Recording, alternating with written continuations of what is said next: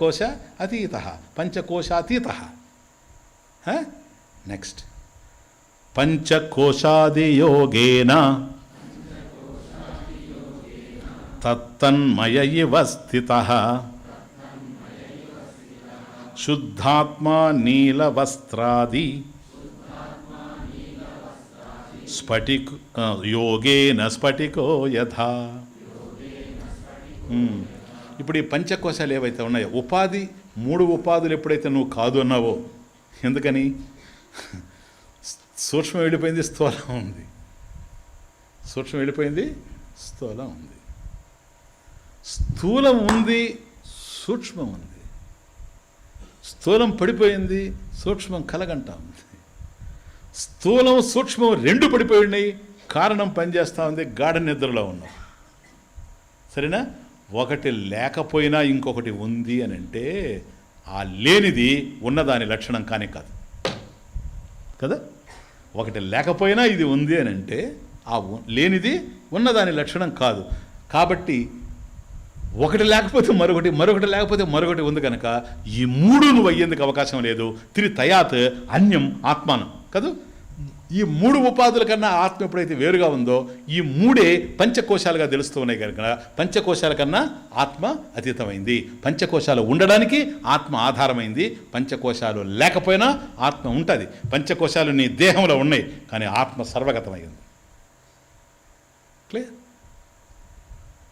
పంచకోశాది యోగేన తత్తన్మయ ఇవ స్థితః శుద్ధాత్మ నీలవస్త్రాది యోగేన స్ఫటికో యథా. Beautiful example. ఇక్కడ కోశ అనేది ఒకటి బాగా అర్థం చేసుకోవాలి. కోశ అంటే వర అని అర్థం. సంస్కృతంలో కోశ అంటే వర.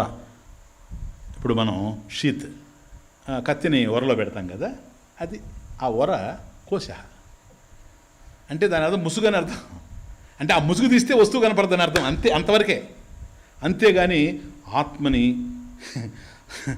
పంచకోశాలు ఒకదాన్ని ఒకటి చుట్టేసి ఉండాయని అర్థం చేసుకోకూడదు, తప్పది. ఇట్లాగే చెప్తారులే.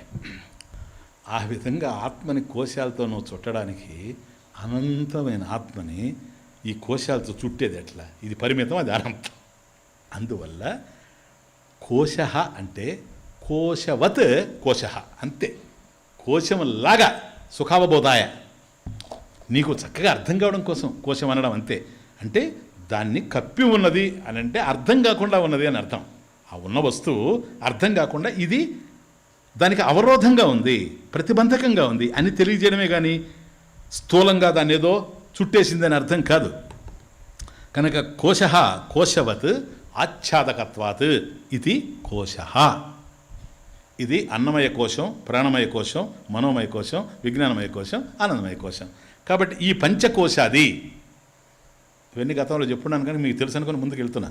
పంచకోశాది, ఈ పంచకోశాలు అన్నమయ ఏం లేదు. ఇప్పుడు అన్నమయ కోశం, ఎందువల్ల దాన్ని అన్నమయ కోశం అనాల్సి వచ్చింది అంటే అన్నస్వరూపం, అన్న వికారం. మనం ఆహారం తీసుకుంటుంటేనే ఈ దేహం పెరుగుతూ ఉంది కనుక ఇది అన్న వికార. కాబట్టి అన్నం వల్లనే, తల్లిదండ్రులు తీసుకున్నటువంటి ఆహారం వల్ల మనకు ఈ దేహం వచ్చింది. మనం ఆహారం తీసుకుంటుంటే పెరుగుతూ ఉంది. రేపు చచ్చిపోయిన తర్వాత భూమిలో ఆహారంగా ఇతర ప్రాణులకి పోతుంది, అంతే. కాబట్టి ఇది అన్న వికార, అన్నం అనగా తెలుస్తూ ఉంది కనుక అన్నేన జీవతి, అంతే, ఇంకే లేదు. అన్నేన జీవతి, అన్నం వల్లనే ఇది జీవిస్తూ ఉంది. తద్విహీనం వినశ్యతి ఇది. క్లియర్? అన్నం వల్ల దేహం ఉంది, అన్నం లేకపోతే ఆహారం వల్లనే దేహం ఉంది. అందుకని కదా ఉదయం నుంచి ఏం తీసుకోలేదంటారు 10 గంటలకి,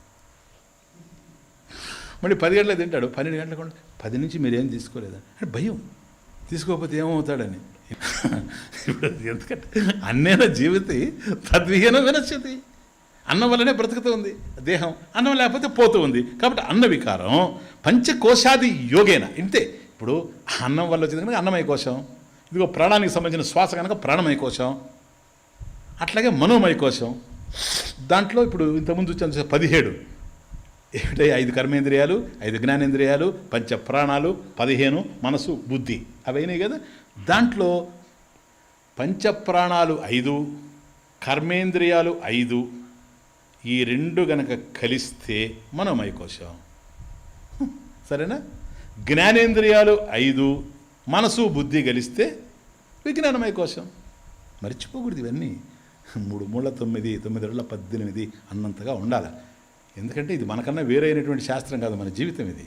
ఓకే, ఇది కాబట్టి అన్నమయ కోశం, ప్రాణమయ కోశం, మనోమయ కోశం, విజ్ఞానమయ కోశం, ఆనందమయ కోశం, పంచకోశాది. ఈ కోశాలతో యోగేన, ఇక్కడ మళ్ళీ యోగం కాదు, టీవీ యోగం, యోగేన సంబంధేన పంచకోశాది యోగేన, ఇవి పంచకోశాది సంబంధేన తత్తన్మయ,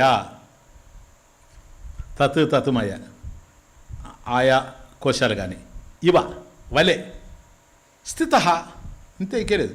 ఈ పంచకోశాలతో సంబంధం ఏర్పరచుకోవడం వల్ల ఆత్మ ఒక దశలో అన్నమయ కోశంగా దేహం నేను, ప్రాణమయ కోశంగా ప్రాణం నేను, నేను కర్త, నేను భోక్త. ఇంట్రడక్షను క్లియర్ నా? చూచావా? తత్తన్మయ ఇవ. అంతేగాని అది ఇది కాలేదు, ఆత్మ ఇదిగా కాలేదు. ఇవ యాజ్ దో ఇవ వలే వలే. అర్థమవుతుంది? ఇప్పుడు నువ్వు అనుకున్నంత మాత్రాన, నేను దేహం అని నువ్వు అనుకున్నంత మాత్రాన ఆత్మ దేహం కాలేదు. నేను ప్రాణం అనుకున్నంత మాత్రాన ఆత్మ ప్రాణం కాదు. ఎందుకంటే ఆత్మ సర్వవ్యాపి, సర్వగత. కాబట్టి ఇవ వలే పంచకోశాది యోగేన పంచకోశాది సంబంధేన తత్తన్మయ ఇవ స్థిత, అలా ఉంది. ఏది? శుద్ధాత్మ. శుద్ధాత్మ, ప్లీజ్ అన్వయక్రమం చూసుకోండి.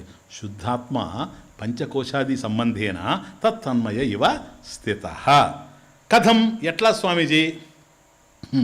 యథా నీలవస్త్రాది యోగేన, యథా స్ఫటిక నీలవస్త్రాది యోగేన. స్ఫటికం క్రిస్టల్, చూడండి క్రిస్టల్. స్ఫటికంలో ఎట్లా ఉంటుంది? స్వచ్ఛంగా ఉంటుంది, తెల్లగా. దాని దగ్గరికి నీలవస్త్రాది. సపోజ్ ఆ స్ఫటికం దగ్గరికి ఇది ఇట్లా తీసుకొని వచ్చారనుకోండి, ఆ స్ఫటికంలో కాషాయ రంగు కనపడుతుంది. అదే జపాకుసుమని మనం చెప్పడం. అదే ఒక మందార పువ్వు తీసుకొచ్చాం, ఎర్రగా కనపడుతుంది. చామంతిని తీసుకొని వచ్చాం, పసుపుగా కనపడుతుంది. అవునా? కాబట్టి నీల వస్త్రాన్ని తీసుకొచ్చాం, నీలంగా కనపడుతుంది. ఏది? స్ఫటికం. స్ఫటికంలో నీలం ఉందే? లేదు, స్వచ్ఛమైంది స్ఫటికం, క్లియర్. దాంట్లో ఇంకోటి ఉండడానికి అవకాశం లేదు. అందుకే దాని స్ఫటికం అనేది క్లియర్. అదే క్రిస్టల్ క్లియర్. స్ఫటికం స్వచ్ఛంగా ఉంటుంది, క్రిస్టల్ క్లియర్. ఇంకా దానికన్నా క్లియర్గా ఏముంటుంది? ఎప్పుడైతే స్ఫటికం స్వచ్ఛంగా ఉందో, నువ్వు ఒక్కొక్క వర్ణం ఉండేటువంటి పువ్వుని తీసుకొస్తుంటే, ఒక్కొక్క వర్ణం ఉండేటువంటి వస్తువుని తీసుకొస్తుంటే, దాని రంగు ఈ స్ఫటికంలో గోచరిస్తూ ఉంది. వాస్తవానికి దాన్ని దూరం చేస్తే ఇది స్వచ్ఛంగా ఉంది, ఇందులో ఇది లేదు. ఇది ఎంత శుద్ధంగా ఉందో, క్లియర్ క్రిస్టల్, క్రిస్టల్ క్లియర్. శుద్ధాత్మ, శుద్ధ ఆత్మ అంటే ఒకప్పుడు అశుద్ధంగా ఉండి మళ్ళీ శుద్ధి చేస్తే శుద్ధి అయ్యేటువంటి ఆత్మ కాదు సార్. ఇది శుద్ధచాసౌ ఆత్మ, పరిశుద్ధమైనటువంటి ఆత్మ, నిర్మలమైనటువంటి ఆత్మ. అద్వితీయం ఇది, అఖండం ఏవ, అనంతం ఏవ.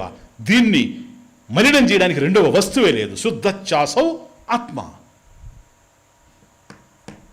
స్ఫటికంలాగా.